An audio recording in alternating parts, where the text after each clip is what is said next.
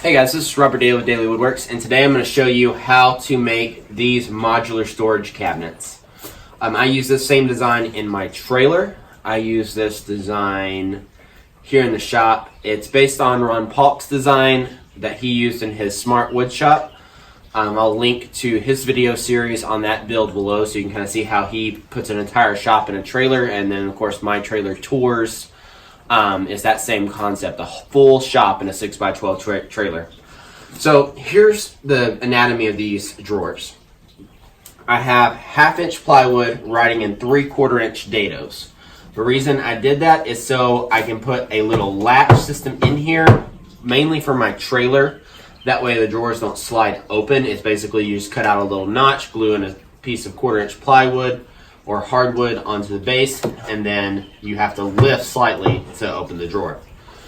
The dados are set amounts apart. Of course, this top, because it was fitting under here, is a pretty much useless guy. Rides in the dados. This is holding my Festool domino and my domino assortment. This guy, probably about 20 pounds in here. These drawers are sufficiently strong to really hold whatever you need, and while they're not full extension, you can hang them out a fairly good amount. And then I built different organizers for different tools. You can see here is my Rotex sander, sanding block, paperwork, kind of extra area, sandpapers stored right there. Over here is my DeWalt random orbital sander, same concept. Here is some nail guns, and then this is just kind of a catch-all to some of my bigger ones. But you can build out the drawers whatever you want. As you can see, this is a multiple of 2. That's 1, and of course I just left that shallow since my Systainer comes right up to the top, and that's just kind of a lucky coincidence based on the size I have available in my perfectly boring workbench. I'm real quick since you're here. Got tired of fighting my hose, so I made this where you pull out your hose, and then when you're done, you can just shove it back in here, and then that little wedge will hold it from going back in. And of course, glue bottle holder, and my glue bottle's broken.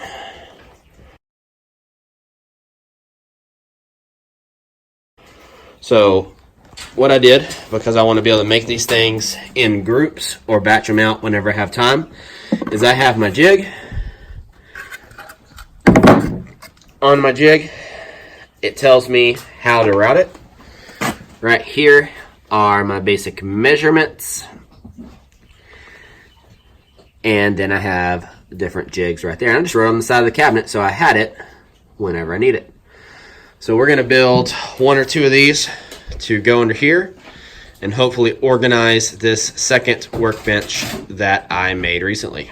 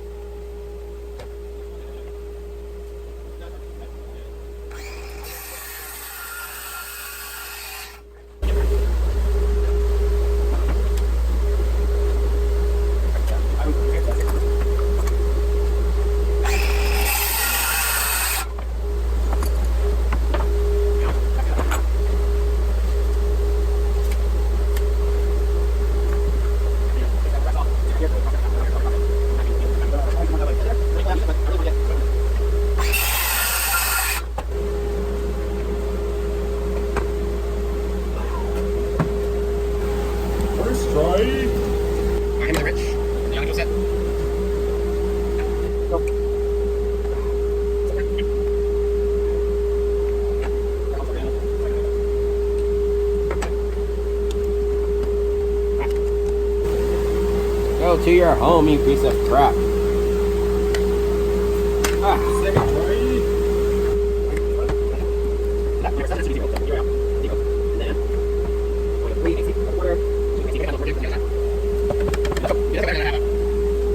is for the ones where we make a version.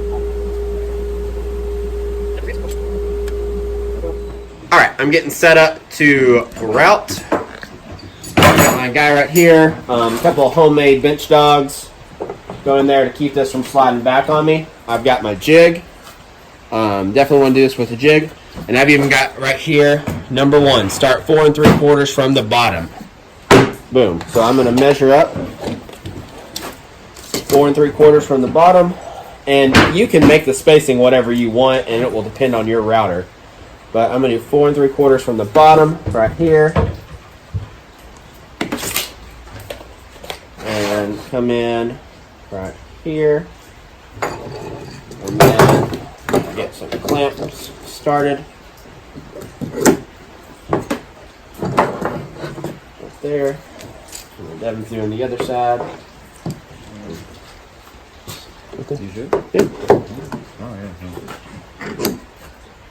yeah. Devin's young. He doesn't know how to stick things in holes yet. Just.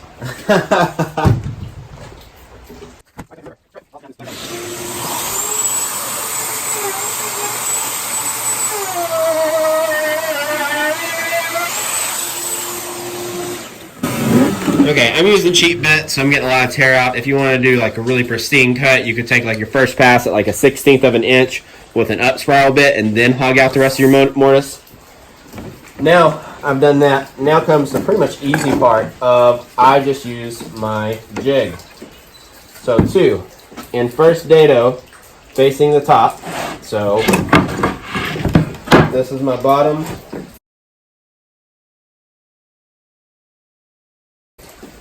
Give me a pencil, please.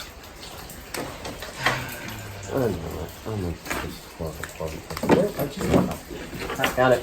You need to take. There's one right there. Okay, yeah, take 2 of these. I only need 1. You need So, like 20. That's my bottom. And so this is our top. And we're gonna flip it around. Got my bench dogs to keep it from sliding back so I can push hard as heck against that and we're good.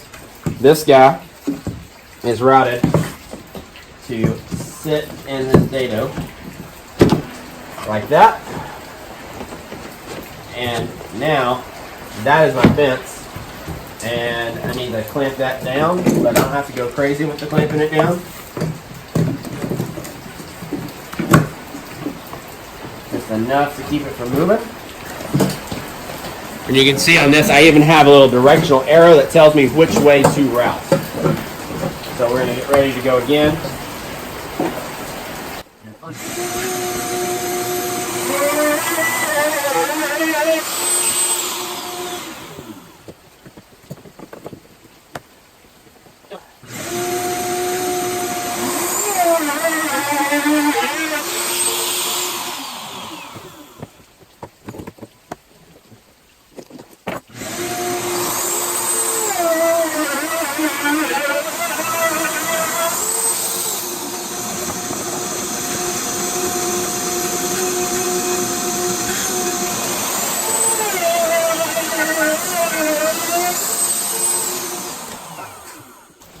Everything.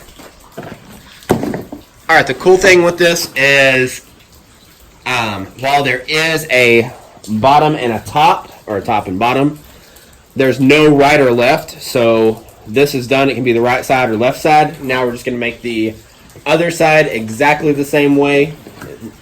And then we will start assembling the cabinet with some pocket screws and some scrap plywood for the back when we're done and shove it underneath our workbench.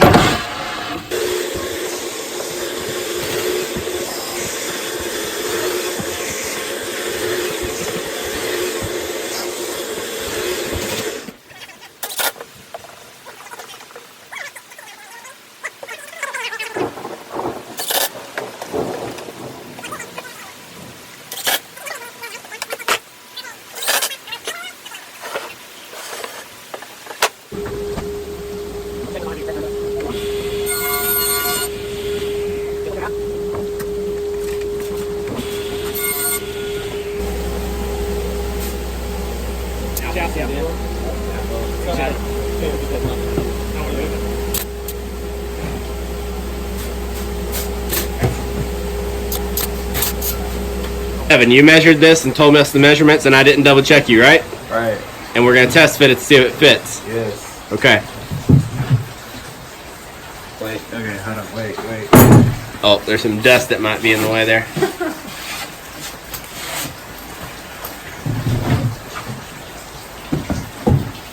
No. Doesn't fit. Force it. I don't want to break it. No. The apprentice is learning how to measure. We're using my fat bud as a lever.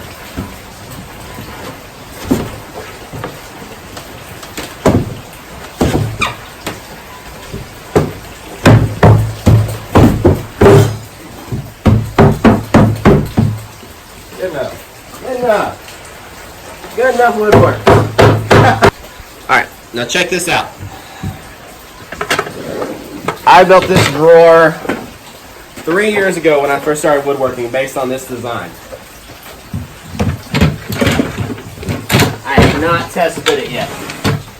That is my first test fit. And a little tight, a little bit of sanding maybe to do, but that drawer is 3.5 years old now, and it works in this. And then it will work in any cabinet, in any spot that is the same measurement. And I've got an old locking system here that's holding it up right now. That keeps it from sliding around, basically creates a wedge right there at the end. And now I can get all my stuff out. And that is the modular cabinet.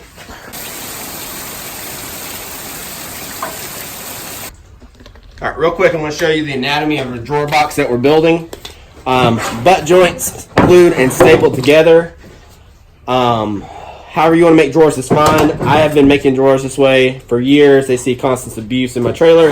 This method of doing it with butt joint and glue is incredibly strong and has held up just fine to everything I have thrown at it, which has been a lot. You want to throw it in the air though? The bottom, 1/2-inch plywood, and you've got a track here for the dado. That's what it slides in on the dado. So because all my measurements are the same, it's repeatable. And we are 19 and 3/16.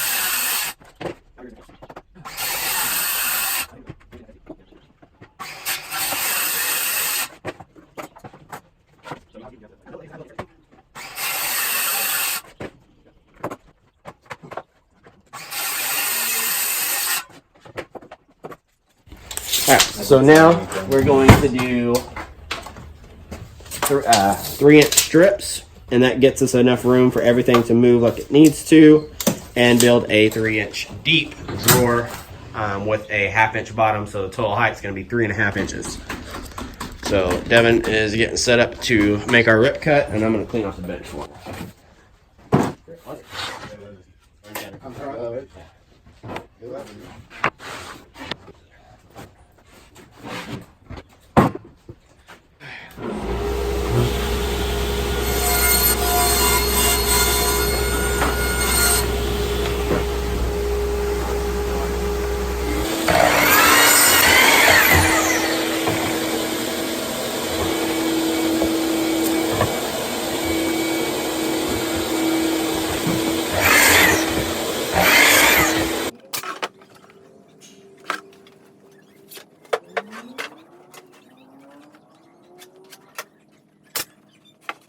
Alright, just put a bit of glue on here.